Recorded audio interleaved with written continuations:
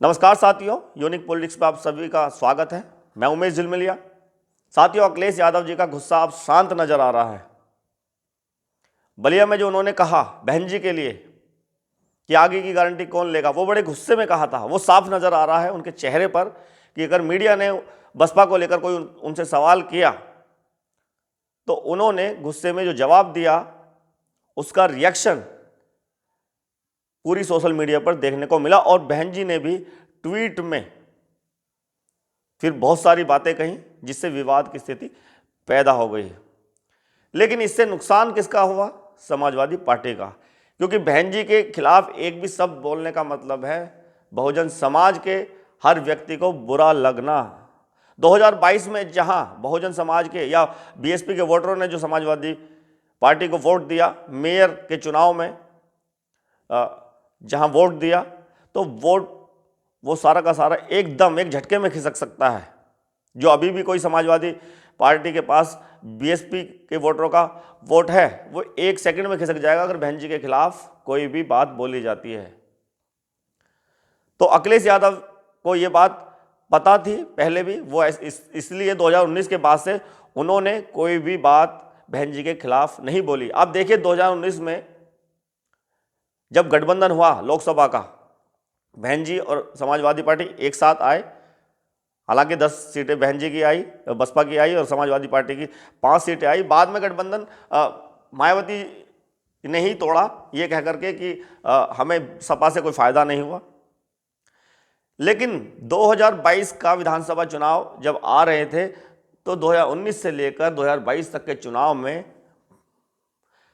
अखिलेश यादव जी ने एक भी शब्द बहन जी के खिलाफ नहीं बोला। अगर मीडिया उनसे पूछती थी बहन जी के बारे में तो वो सीधा ये कहते थे कि वो हमारी बुआ है, हम उनका सम्मान करते हैं, उनके बारे में ज़्यादा बात बोलना नहीं चाहते थे।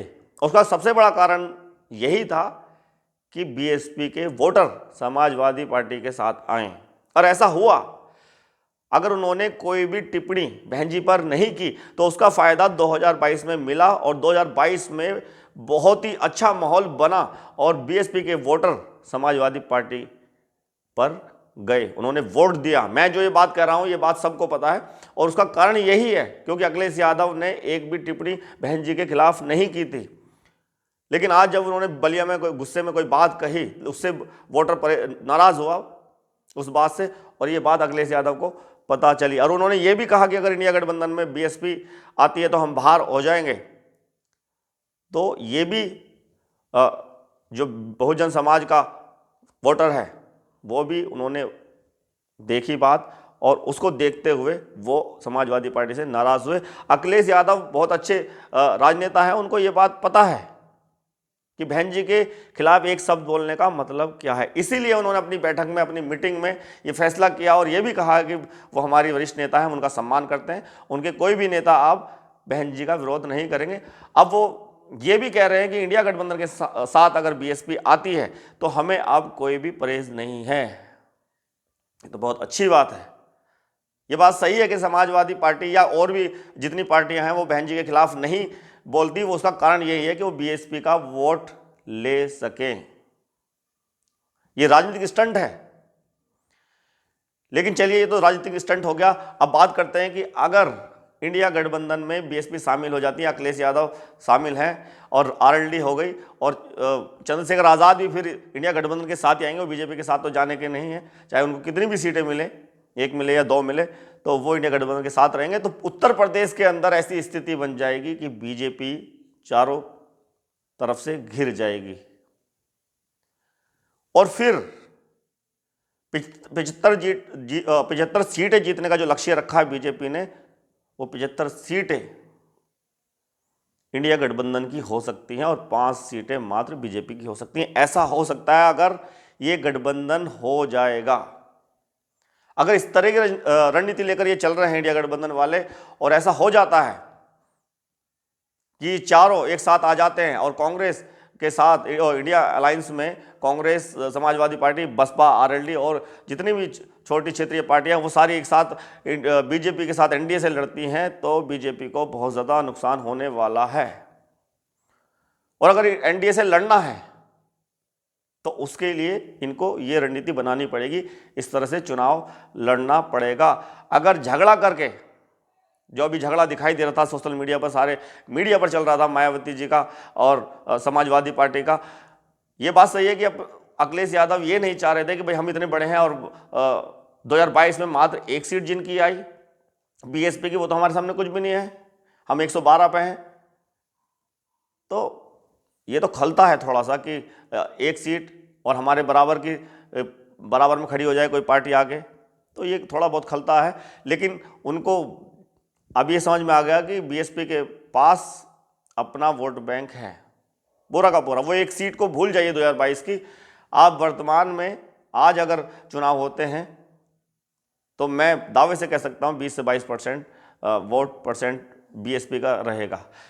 चलिए, ये तो हो गई इंडिया गठबंधन में अगर ऐसा होता है कि साथ आ जाते हैं तो कितना फ़ायदा इंडिया गठबंधन को मिलने वाला है और बीजेपी को सत्ता से बाहर किया जा सकता है 2024 में। लेकिन अगर ऐसा नहीं होता, अभी जो 5 राज्यों में चुनाव हुए हैं उसमें से 4 राज्य हैं जिनमें से 3 में बीजेपी ने जीत दर्ज की, एक में कांग्रेस ने जीत दर्ज की, तो इससे ये देखा जा रहा है, इससे ये अंदाज़ा लगाया जा सकता है कि 2024 के अंदर बीजेपी बहुत मजबूत है अगर बीएसपी शामिल नहीं होती इंडिया गठबंधन में, क्योंकि 1 या 2% वोट का इतना प्रभाव पड़ सकता है कि और दूसरे राज्यों में भी बीएसपी इंडिया अलायंस को जिता सकती है।